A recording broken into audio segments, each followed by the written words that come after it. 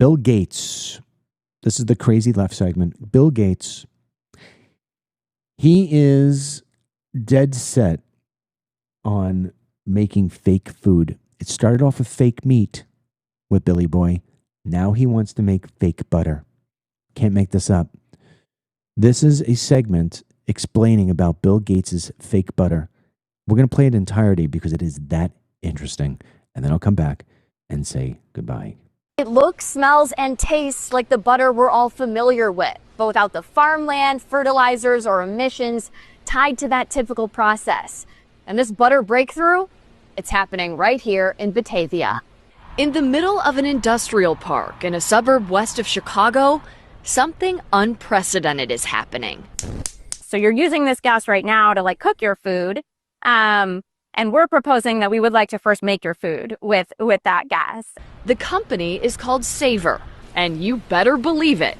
Their pioneering tech uses carbon and hydrogen to make the stick of butter you see on this plate. This is pretty novel to be able to make food that looks and tastes and feels exactly like dairy butter, but with no agriculture whatsoever. And no long ingredient list the average person can't pronounce. It's really just our fat, some water, a little bit of lecithin as an emulsifier, and some natural flavor and color. How? Fats are made up of carbon and hydrogen chains. The goal here? Replicate those chains without animals or plants. And they did it. They tell me to simplify. They take carbon dioxide from the air and hydrogen from water, heat them up and oxidize them. The final result? It looks like a wax, like a candle wax at first. But they're fat molecules, like the ones in beef, cheese, or vegetable oils. Sustainability is why we are here.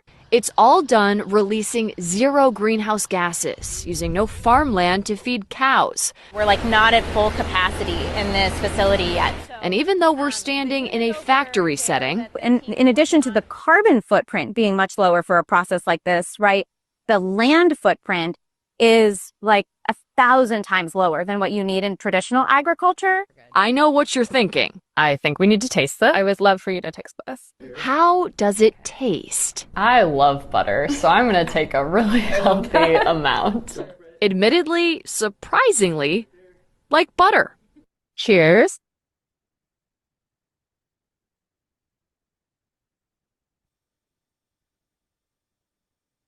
We're tasting butter. Another reason they say this makes an impact, no palm oil, a significant contributor to deforestation and climate change. That's not all. Of the 51 billion tons of greenhouse gases emitted every year, 7% is from the production of fats and oils from animals and plants. So when could you get a taste yourself? Right now, they're working directly with restaurants, bakeries, and food suppliers, releasing these chocolates made with their butter in time for the holidays. Savor butter in either its current manifestation or with our partners, we expect that to be on the shelves kind of more around 2027. Their teams here in Batavia, Illinois, and their home lab base in San Jose, California, backed by Bill Gates, who wrote in his blog, quote, "The idea of switching to lab-made fats and oils may seem strange at first, but their potential to significantly reduce our carbon footprint is immense. Believing butter can make a difference." This is really about how we feed our species and heal our planet at the same time. I don't know about you, but I will not be eating the fake butter. In fact, let me just kind of say this here. If you are having stomach issues, if you are having GI problems, aches, pains, cramps, you name it, if you're not going to the bathroom the right way and everything else, the book that I'm about to put out, and it's very, very, very affordable. We're doing it just to really cover our costs. The book that I'm going to be putting out with this Dr. Buck, it highlights just a fraction of the 150 tests that I had over the course of 4 years. Blood tests, CT scans, MRIs, you name it. And ultimately, it all came down to diet. I can tell you, as a guy who has become extremely educated in this space, in a way I wish I didn't have to get the education. I would rather try to take a bullet than put that crap in my stomach. I'm not kidding.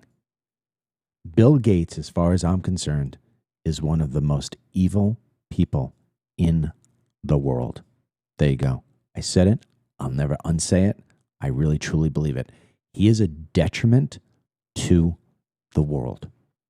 There you go. You might as well just wrap him in an ISIS flag.